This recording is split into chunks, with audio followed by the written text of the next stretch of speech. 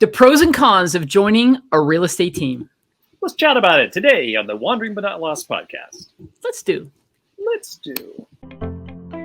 This is the Wandering But Not Lost WBNL podcast, where real estate and reality meet. And now your hosts, Jan O'Brien and Matt Emerson. Well, hello and welcome to the WBNL Wandering But Not Lost podcast, where real estate and reality meet. This is episode 212. You can find all of our show notes, as always, over at WBNLpodcast.com. Jan O'Brien, we've talked about teams quite a bit over the last month or so, about building a team. But let's flip the script on that a little bit. You know, what are the reasons, the pros and cons that people should actually join a team? Because, if you're building a team, hopefully people will come. Right? I love this. We were talking about what to do, and I was like, let's be the perspective of the team member. So if you are considering not building a team, joining a team, then this is the episode for you. We're going to talk about pros and cons, questions to ask when you're interviewing. But also, if you're a team leader and you're interested in building a team, then obviously you can glean from our discussion today why would somebody want to join your team? Because that's what we're going to tell folks today, that if they're going to come and talk to you, that you better be prepared for them. Okay. So, and more importantly, why they shouldn't join your team. This will get your house in order. Right. So let's talk about pros and cons, right? So I'm going to say that I think there's huge benefits if you're new to the business in getting started in a team, if it's the right team, if it's a team that's ready to handle new agents. However, any level of agent, Matt, experience. I mean, Cosmo and I have two 20 plus year veterans on our team and two agents who are about coming up on 3 years on the team. So yes, experienced agents who kind of know what they're doing can benefit from being on a team. And sometimes they want at different parts of their career to be in a team environment instead of being solo. Not everybody wants to be a solo agent. Mm-hmm. So there's definitely perks for new and experience. And you can thrive in a team environment when the team is a right fit for you. So how do we determine if it's a right fit? Well, funny you should ask that question, Jan, because that's what we're going to discuss. We're going to break it down into pros and cons because there's pros and cons for everything, right? Absolutely. And so let's go to the positives first about joining a team. I think the biggest deal, and honestly, when we teach it the other way, we always tell team leaders, right, it's not about leads. Like people think it's about leads. And I think sometimes agents want to join a team because they don't have a lot of business and they feel that the real reason is they want leads. Well, I'm going to tell you in our experience, you jump in here, Matt, if you agree, when it's all said and done, the people that thrive in a team environment, leads is not the top thing that's literally on the list. It's this first bullet that we're talking about here. Supportive environment where you can learn the real estate business if you're newer. And the team is organized and they provide value in the form of tools, training, systems, support, leadership, coaching, mentoring, whatever's important to you, they're providing that. Okay. And this is really why agents join companies. There's got to be some value to them. Some people choose a company based on all those things. Some people choose a company just straight up for the split and they can do it on their own. But whether you're newer or a seasoned agent, I think the pro is you might find that it works better for you to be in an environment where you have all that and you're not all on your own, right? So if you're a brand new licensee and you join the right team who's ready, trust me, not all teams are ready to handle new licensees. It takes a certain breed of a team leader. It really requires even, I think, more structure and organization. So if you're a new licensee that's joining a team, you got to make sure that, the benefit for a well-organized new agent team is you're going to learn by shadowing. You're going to have people helping and mentoring you. You can ask questions and you can learn by doing and absorbing, which I think is the way a lot of people, as opposed to just going online and taking some classes, you're out in the middle of it and you're learning it and they maybe provide coaching, training, and so forth.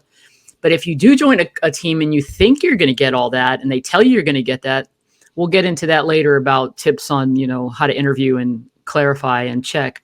But you got to have all those things if you're new because you don't know what you don't know, right? That's right. But you can thrive. And sometimes people will join a team and then stay in a team. But some new people will join a team for a year or two and then feel like they're a better agent and then they can go do their own thing, become an individual agent or maybe even start their own team one day, right? A team may provide leads. So I'm saying that I think that is a reason for a lot of people to join along with everything else that's important. They may provide leads. They may show you how to generate leads, or you could leverage what they're doing with their marketing and so on. It's going to benefit. So here's an example: a team that has a lot of listings, huge opportunity to hold open houses all the time. When you don't have listings, right? That's a great upside to being on a team, is holding a team listing, or being able to advertise the agents' listings that are on your team. I mean, you can do that without being on a team, but it's very easy to do when you're all in a team environment. And honestly, this is the big one. If you are not a solopreneur, like you just don't really like doing it all by yourself. This is the thing I found out in Florida, right, Matt? That's right. I mean, I know what to do. I knew what questions I needed to ask. I moved to a new place. I go do everything I coach people to do. I sell houses, for a year, right around a year, about 9 months, actually, about 10 houses. But I discovered I don't like doing it by myself. Mm-hmm. I really don't. I'd rather be in a collaborative team environment. Even if it means that my commission split is is less, because I just don't want to. I think it's too hard to do this business completely on your own. So all right. So that's the pros. Anything to add to that? It's certainly not as much fun. And I'll tell you, you are completely not much different. fun. Your mind frame is completely different now than it was when you were doing it solo in Florida. A lot of people will actually start up teams because they have discovered success as a solo agent, right?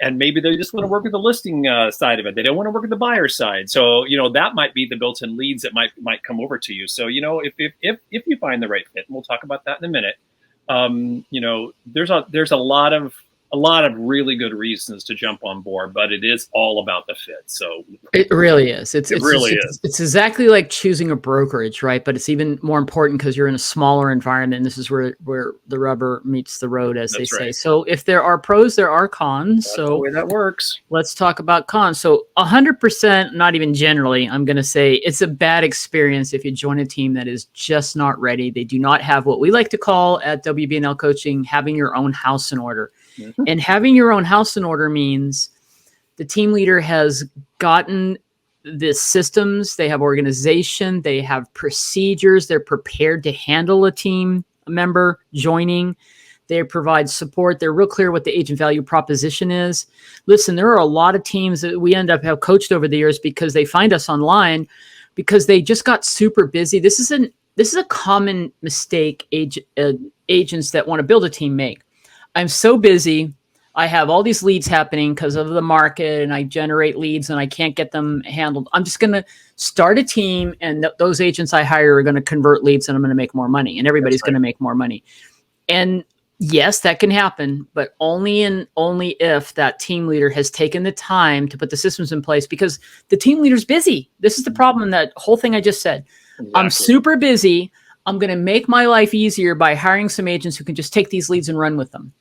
Now, the problem is the people that generally come onto a team who we're talking about today are looking for a little more support and help. Yeah, and when it's not there, it's a revolving door. Yeah. So they've already joined a company where maybe they were told they were going to get all this and it doesn't really quite happen. So now they're seeking for, can somebody just show me what I have to do in this business? It's hard enough to do the business, let alone just figure it out on your own. And just going through training classes is not enough. You have to have a little bit more, and you got to be willing to get out there and do it. So that is not going to work for you. So we'll talk about how do you know if the team's ready in our last little segment here. Now, another con, you're a member of a team. Okay. And most brokerages are acknowledging the team leaders. So when it comes to branding, awards, I didn't even put that in here. Yep. Branding and awards and recognition, it is the O'Brien Emerson team that's getting the accolades. Now a good team leader like Matt and I, we would be like, it's our whole team. Let's all go, we wouldn't have done this without our team. But when it comes to that, and then when it comes to simple things like whose name is on the contract, whose name is in the MLS for stats and for getting client reviews and even social media accounts, you're not your own individual agent. You're really part of a team, There can be exceptions. The way we run our team right now, I used to run my teams the way I'm talking about right there. Everything is under our team name.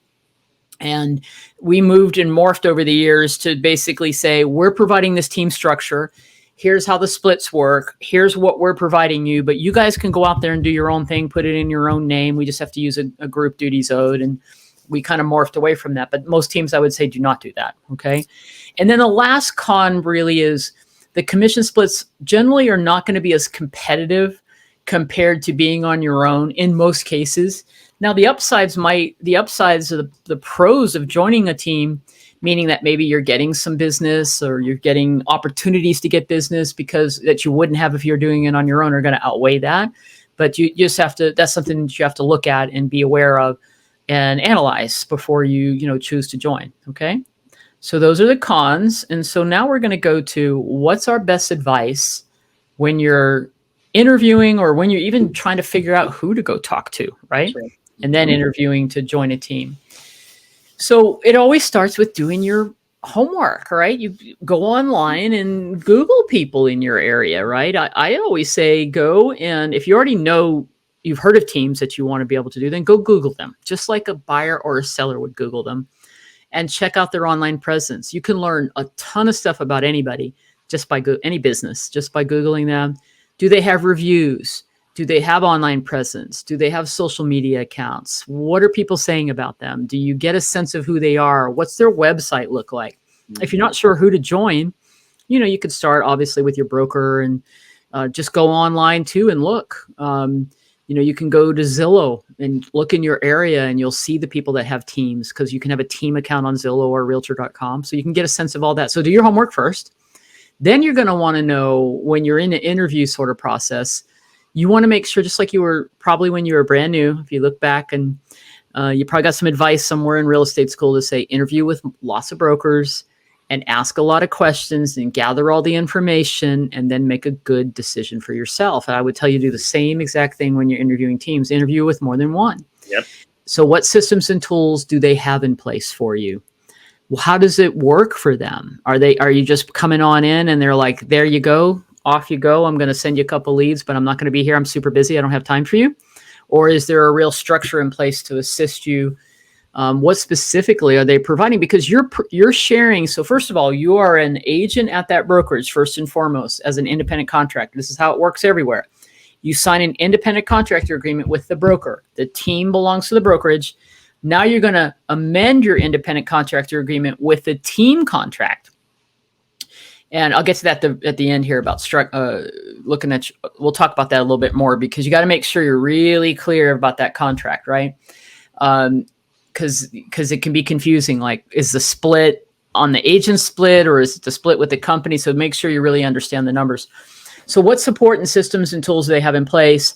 What is the agent's value proposition? Did they really do an interview with you like you did when you talk to brokers? Are they telling you about the reasons, what the benefits are on their team? What's in it for you, right? It's always what's in it for you.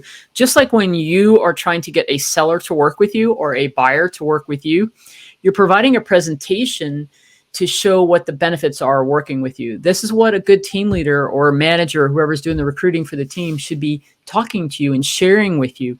Maybe even providing client agent testimonials, because for the team leader has two clients. They have you, because you're a client. The broker has two clients, right? It's the buyers and sellers and consumers, and it's all their agents. And it's the same idea. The team leader is just really a smaller version of a real estate broker within a brokerage, right? That's what we always teach. Mm-hmm. So what's in it for you? Get clear about that. See what all those benefits are, because you're going to be sharing a portion of your commission with that team leader. And the broker's always going to get paid in some capacity as well. So does the team leader provide leads? Is that important to you? Or are they going to show you how to generate your own leads? Are you going to be able to leverage the existence of this team's marketing that they already have out there that's going to benefit from you? And I think that's important, because that's why it's hard for some people to get started. It's so overwhelming. Where do I go? It's going to take me 6 months to farm, or 6 months to do TikTok or YouTube or Instagram, and the consistency of it. And I don't even know where to go and what to do next. And I'm overwhelmed. I feel like so many people are overwhelmed in this business. Absolutely. And so that's important. What kind of structure is going to be there? And are they going to show you how to do business, generate your own leads, and or provide leads? And then do they have formal training, and do they provide coaching and mentoring? What does that look like? Are you able to go on an appointment with someone? Do you shadow somebody if you're new? Are they available if you have questions? That's another great benefit to being on a team is not only calling the broker, can you call the agent or the manager and they help you with something? That's what we do all the time. I had a team member just call me. I'm sure they have a question that they need some help with. All right, if they're a bigger team or any size team, see if you can talk to some of the existing members of the team and ask them why they like it being there. Why did they join? Is it really, this is great advice for if you're joining any company, right? Go find out if the culture that interviewer, that recruiter is telling you is really true. Is it really like they say? Are they painting the picture and is it really authentic? Then to the commission plan, make sure, let them share that with you. Have a team leader, recruiter crunch the numbers with you and say, okay, just walk me through. Let's just walk me through. A commission comes in. How does it all get broken down? Because every model, every company, franchise, there's all kinds of crazy stuff. Make sure somebody's doing the math and you're understanding how much you get on a deal. Okay. You know what? That is such a key point, Jan. I mean, my gosh, how many people we worked with over the years this is the hardest thing for a team leader to actually come up with, right? What they're going to do as far as their splits go. And there's a million different ways it can be done. And I think what you just said is the proof in the pudding, right? If you can walk through how those dollars are split up, right? And if you feel comfortable with that, then you're golden. And so this commission plan thing, which is kind of the next point I have, is to review the contract. Make sure you see everything in writing, how everything works, what's expected of you, what is the team leader covering for you? Are they're providing, sometimes they're covering certain things. They're paying for some lock boxes or this or that. Make sure it's all spelled out and you're 100% clear. And then this is important too. Is the commission structure different for leads that they may give you versus you go out and generate your own lead? There's a lot of people who subscribe to the theory and there's a lot of coaches that say everybody on your team's on a 50-50 split, no matter if it's a lead or anything else. I particularly don't think I don't like that. I don't think people will stay with you long if there's not a way to, I'm talking to team leaders now. And if a person can't see a way to grow up in your organization. Right. So structures and how people are paid for existing companies or teams has a lot to do with what's your experience, right? So you could have a team that says, if you take leads, they're 50-50 or they're 60-40 or they're generally, across the country, I see 50-50. Yep. But sometimes people do, as you've been on the team longer and you close deals, maybe you can get a bonus. And then I also see if you go out and do an open house or you go out and get somebody from your sphere of influence to do a transaction with you, that may be on a different split. But then there's team leaders who say all the listings have to be under my name. All these different scenarios is what you have to find out about. And then you have to be okay with what is comfortable for you. And in the end, it's all about, does this team's values, this team leader, right? The team leader is setting the pace for what's the culture and what are the values that we follow here. And this is how we do business. Does that work for you? Because if it doesn't work for you and you don't like it, you don't feel good with it, you're not going to thrive. You're just not going to thrive. You're going to be like, I hate this, right? So, and sometimes you don't know till you're in there. Sometimes it all sounds good. Then you get in and it's nothing like what they said it was going to be. So I just say, do your homework up front, do all that work, check the reviews, ask other agents, and then see if it's the right thing for you. It's not the end of the world. If it's not, you can move on and find another team. Which brings up the last point. Make sure you know what your exit strategy, termination policy is. Okay.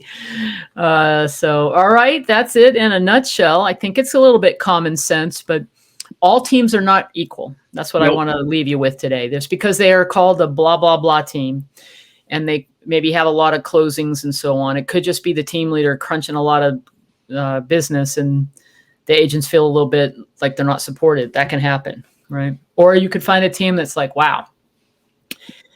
You'll know that you have a good team when you have people that have been on the team for a while and they're productive, right? They're not fly by night and they're not changing team members every 6 months. Okay. So there you go. Anything to add, Mr. Emerson?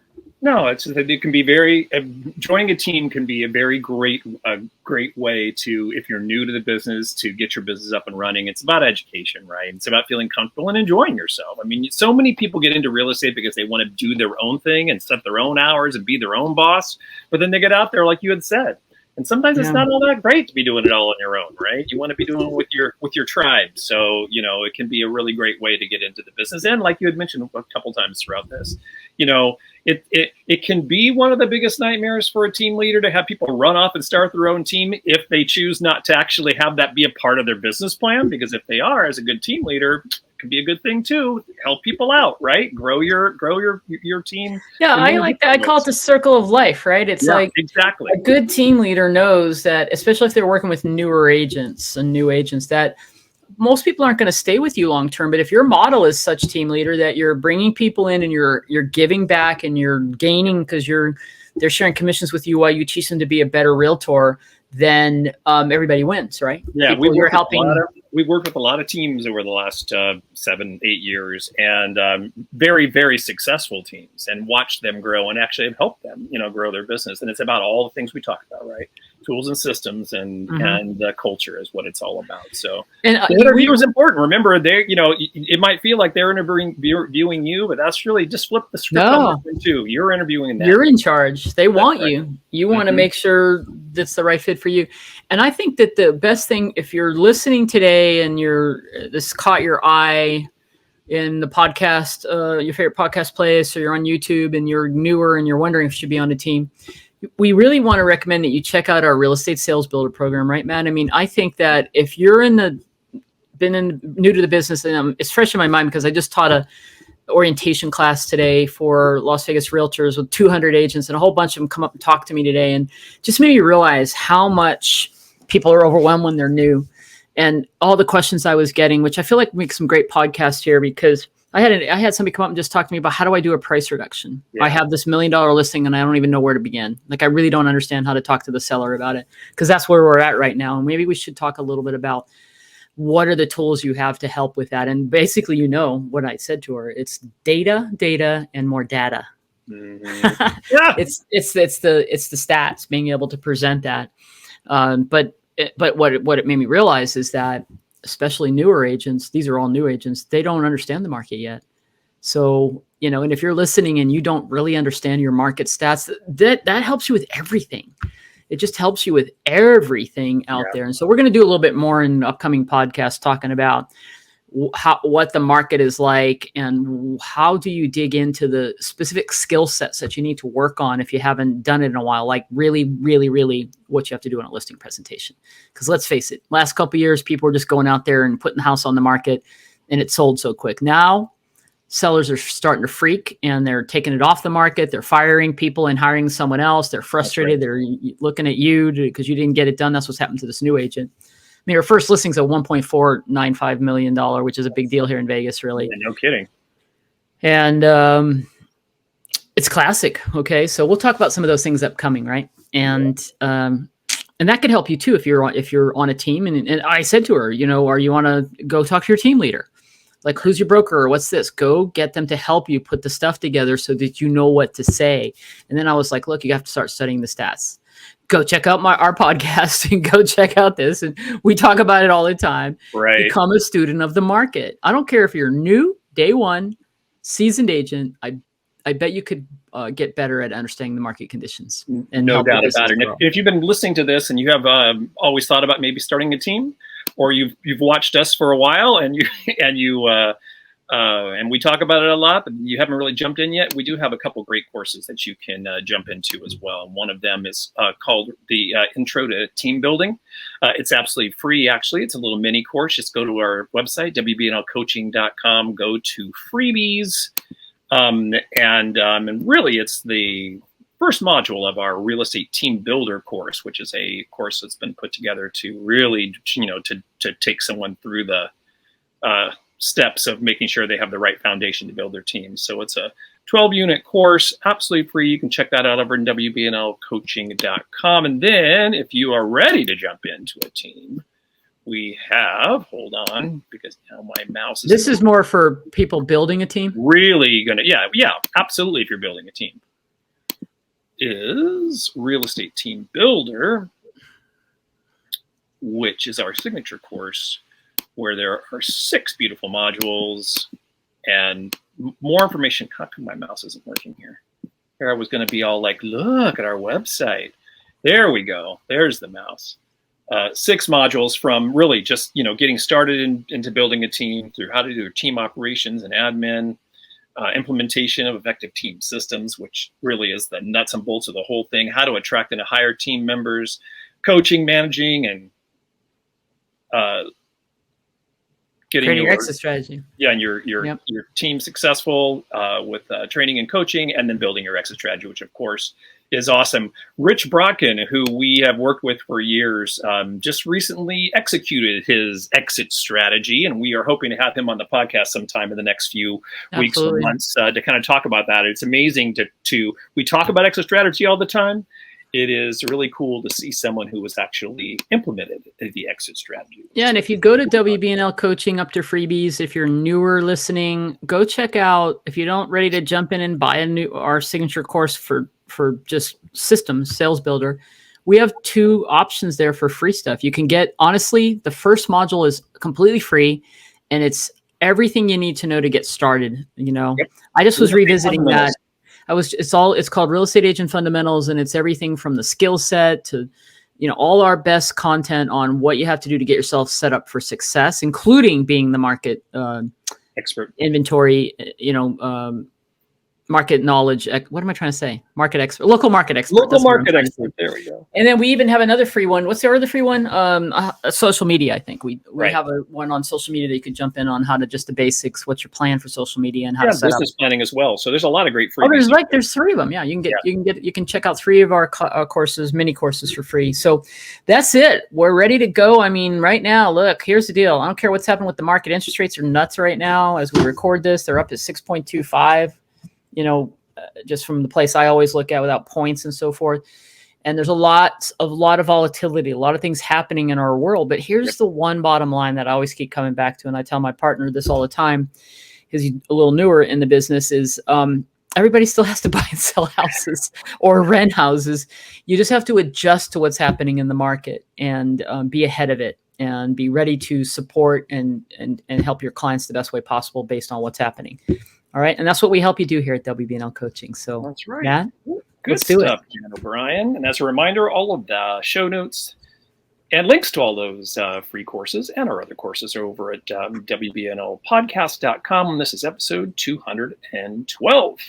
All right. Well, that'll do it. We will catch you in a couple weeks. Get up, get out, try to stay cool if you're anywhere on the West Coast in this excessive heat freaking heck that's going on. I can't believe it. I was looking on the Wink weather app this morning to see how things were going on. I'm going to look that up right now looking on the East Coast for what's going on with the hurricanes. And just happens to be one here off of Baja, California that's supposed to hit sometime in the next couple of days. So there you go. What? I'm traveling to Florida tomorrow. There's not hurricanes, are there? No, they're all in California. Okay, they're in Southern California. Hurricane K getting ready to hit Baja. So there you go. It's a category 2 hurricane. So we're going to get some rain on the weekend over here in Southern California. I'm getting away from the excessive heat for a minute. Yes, it's going to be nice. All right, everyone. See you in a couple weeks. Take it easy. Be forever wandering, but not lost.